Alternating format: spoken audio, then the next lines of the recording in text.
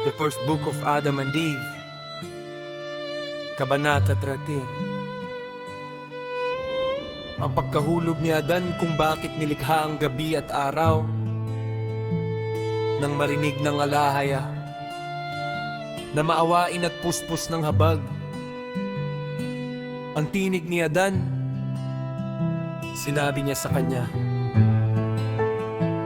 "O Adan, nang ang mabuting anghel ay masunurin pa sa akin, isang maliwanag na liwanag ang sumakani at sa kanyang mga hukbo.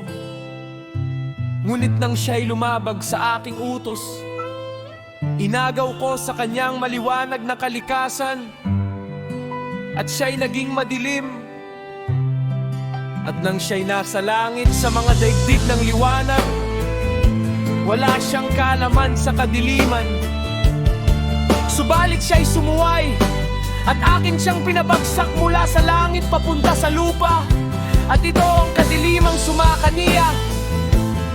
At sa iyo, O Adan, habang nasa aking hardin at masunurin sa akin, na malagi rin ang maliwanag na iyon." Datapwat ng aking marinig ang iyong pagsuway. Inagaw ko sa iyo ang maliwanag na iyon. Gayunman,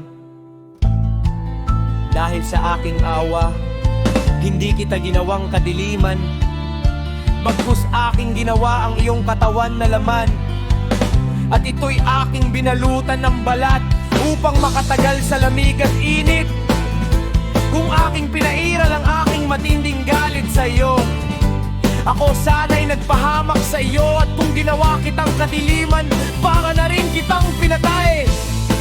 Ngunit sa aking habag, ginawa kita sa anyong iyong kinaroroonan, nang ikaw ay sumuway sa aking utos. O Adan, aking pinalayas ka sa hardin at pinapunta sa lupang ito, at inutusan kitang manirahan sa yungib na ito, at kadiliman ang sumaiyo, gaya ng nangyari sa kanya na lumabag sa aking utos. Kaya, O Adan, ang gabing ito ay nanlinlang sa iyo. Ito'y hindi magtatagal magpakailanman, sa 12 oras lamang. Kapag ito'y lumipas, babalik ang liwanag ng araw. Kaya, huwag kang managoy, di mabagabag, at huwag mong sabihin sa iyong puso na ang kadilimang ito ay mahaba at nakayayamot. At huwag mong isipin at pananakit sa iyo nito. Patatagin mo ang iyong puso at huwag matakot. Ang kadilimang ito ay hindi isang parusa, bagkus, O Adan, aking nilikha ang araw at inilagay ang araw dito upang magbikang pinatay, upang ikaw at ang iyong mga anak ay makagawa ng inyong gawain. Sapagkat batid kong ikaw ay magkakasala at lalabag at lalabas sa lupang ito, ngunit hindi kita pipilitin, ni papakinggan laban sa iyo, ni ikukulong, ni hahatulan sa iyong pagkahulog, ni sa iyong paglabas mula sa liwanag patungo sa kadiliman, ni sa iyong panggading mula sa akin papunta sa lupang ito, sapagkat nilikha kita mula sa liwanag, at aking minasa na magkaroon ng mga anak ng liwanag mula sa iyo at katulad mo. Datapwa, hindi mo iningatan kahit isang araw ang aking utos, hanggang sa aking natapos ang pagkakalikha at pinagpala ang lahat ng bagay dito. At saka kita inutusan tungkol sa puno, na huwag kumain yon.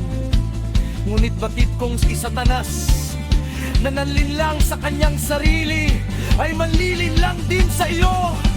Kaya ipinaalam ko sa iyo, kung sa pamamagitan ng puno, na huwag lumapit sa kanya. At sinabi ko sa iyo, ang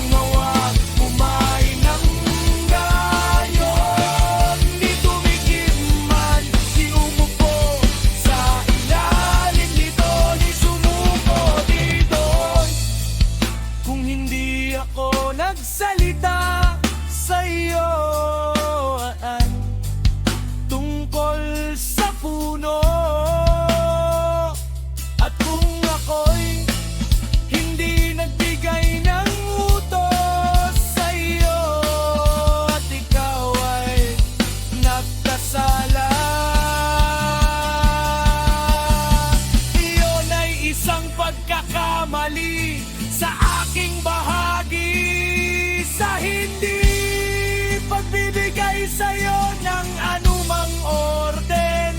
Ikaw ay tatalikod at sisihin ako dahil doon. Ngunit hindi utos sa'yo. Ngunit aking iniutos sa'yo at binalaan kita, at ikaw ay nahulog upang ang aking mga nilikha ay hindi ako masising, kundi ang sisi ay nasa kanila lamang. Mike! Odan! Aking ginawang araw para sa'yo,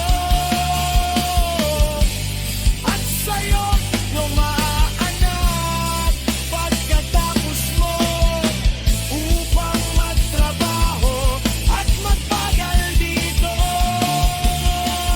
Aking ginawang ang gabi para sa kanila upang magpahinga mula sa kanilang gawain, at para sa mga hayop sa parang upang lumabas sa gabi at humanap ng kanilang pagkain. Iron. Ngunit kaunti na lamang ang nagtitirang kadiliman